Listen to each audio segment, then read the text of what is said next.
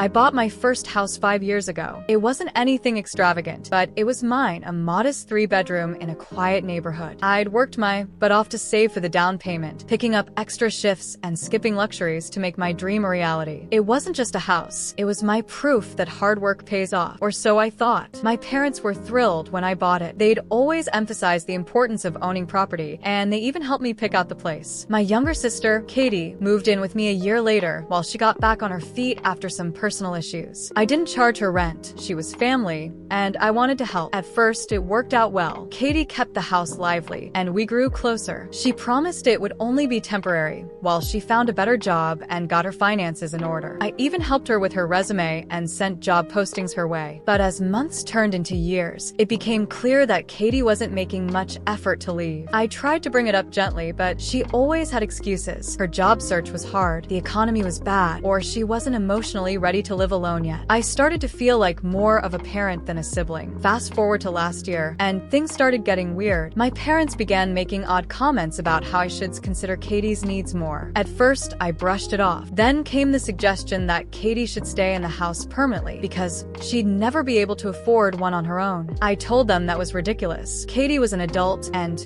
capable of taking care of herself. Then came the bombshell. One weekend, while I was out of town for work, I got a call from Katie, hysterical. Apparently, my parents had told her the house was hers. As in, they'd literally told her I'd bought it for her and was planning to gift it. I confronted my parents immediately, and they doubled down, saying it was only fair because Katie needed stability. I was livid. They acted like I was some sort of selfish monster for wanting to keep the house I'd bought and was still paying off. They said they'd already told the rest of the family, and everyone agreed it was the right thing to do. That's when I made my decision. If they wanted to give Katie my house, fine, but they could also deal with the mortgage. I stopped paying it that month. I figured if they were so keen on giving it away, they could take on the responsibility. I moved out, found a nice apartment closer to work, and washed my hands of the entire mess. It didn't take long for reality to hit. Katie called me in a panic when she started getting foreclosure notices. My parents were furious, demanding to know why I'd abandoned my obligations. I calmly explained that if they wanted to play Robin Hood with my property, they could foot the bill. They tried to rally the family against me, but it backfired spectacularly. Once everyone found out they'd essentially given away my house without my consent, the narrative shifted. Extended relatives started calling to express their support, and some even berated my parents for their entitlement. The fallout was messy. Katie had to move in with my parents, which caused strain between them. They couldn't keep up with the mounting costs, and tensions grew as everyone realized the gravity of their mistake. I heard through the grapevine that my parents tried to negotiate with the bank to keep the house, but it was too late. The house went to auction a few months later. I heard it sold for less than market value, leaving my parents and Katie scrambling for a new place to live. I'd be lying if I said I didn't feel a little satisfaction, but mostly I felt relief. I was done being taken advantage of. For years, I'd felt guilty for setting boundaries, always worried about being seen as the bad guy. But this experience taught me that boundaries aren't just important, they're necessary. Now, I'm focusing on myself. I've started saving for another house, one with a rock-solid boundary policy. I've also been going to therapy to process the betrayal and rebuild my confidence. If there's one thing I've learned, it's that sometimes you have to let go of what's unfair to make space for what's right. Life has been quieter since I walked away from the chaos. My apartment may be smaller than my old house, but it's peaceful, and it's mine. And this time, I'm building a future on my terms, with no one else pulling the strings.